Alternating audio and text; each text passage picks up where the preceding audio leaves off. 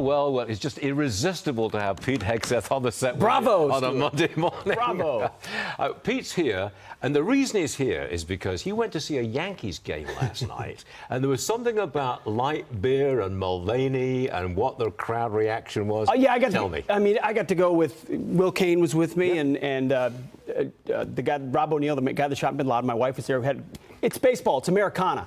There we are sitting in a nice suite. We get some nice tickets. There's Rob O'Neill. Yeah, Rob O'Neill was with us. Yeah, his wife Jess as well. It was a great time. But everyone where we were sitting, all the Bud Light was there because that's mainly what they sell. Sure. And everyone was drinking the local IPA directly. And this is not just conservatives there. I mean, these are young men who are saying, I'm not doing Bud Light. And then you look out under the crowd where they're transferring Bud Light. Yeah. The guys couldn't sell a Bud Light at Yankee Stadium. I talked to my buddies from high school, rank everyday Americans. They're not political in their core. They said Bud Light's dead to me. And it's because it is an absolute and complete betrayal of a brand that is supposed to be about Americana, and as you so well laid out, decides to virtue signal instead. And I think this is a really important boycott. Is it a turning point? I think it's about much more than Bud Light. It's because, first of all, Bud Light has been water identifying as beer for quite some time. Anyway, okay. So you have an alternative. You can go to Miller Lite, you can go to Coors Light, you can go to an IPA. That's as easy as just switching one over to another one. So it's an easy boycott to do. It was also such an affront to the brand. And that's why, if this works and continues, I don't care what happens to Bud Light and Budweiser. Yeah, their stock's down. Yeah, their sales are down. And they're going to go down even more. More importantly, this ought be a signal to other corporations saying, you have customers out there, patriots, Christians, conservatives, apoliticals, independents, whatever. You ought respect them instead of going to the Human Rights Campaign Equity Index and thinking that's your future. Dylan Mulvaney is going to buy a six-pack.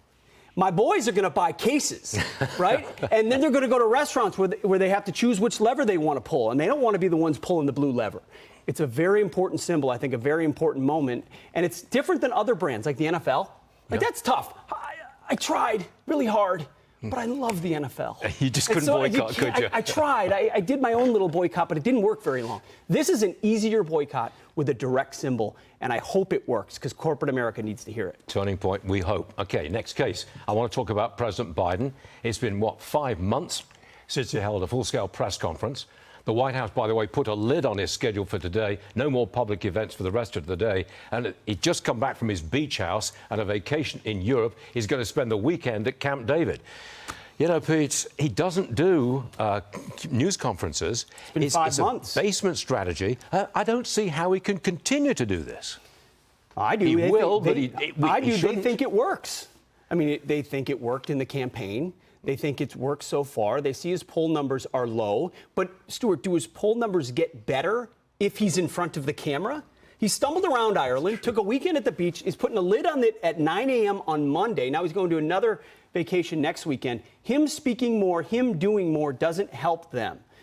This is advisors around him creating a cocoon, hoping they can forge a narrative through a mostly friendly media, and then make a decision in the fall about whether he declares to be a lame duck or declares to be a candidate. And they're probably looking at the Republican primary in the process. But I would not underestimate the extent to which advisors around him want to maintain their grip on power, their access to the White House, and will be encouraging him to run whether he ought or not. I just find it a very troubling time that our president, at 80 years old, bumbling around Europe, spending a lot of time on vacation, never answering questions, and all the time waiting in the wings is Vice President Kamala Harris. What are our rivals and enemies thinking? What are they thinking? What are they doing? Yeah. We saw what Vladimir Putin did. We know what President Xi wants to do in Taiwan and elsewhere. This is a very dangerous time. And it's not about age. It's about competency. And he doesn't have the mental competency. We know it. Kamala Harris is not an option. And so here we are as the leaders of the free world with no leader. Thanks, Pete, for working so hard today. You've been on the air for hours and hours and hours. Thanks, Stuart. Still Love here. it. Thanks.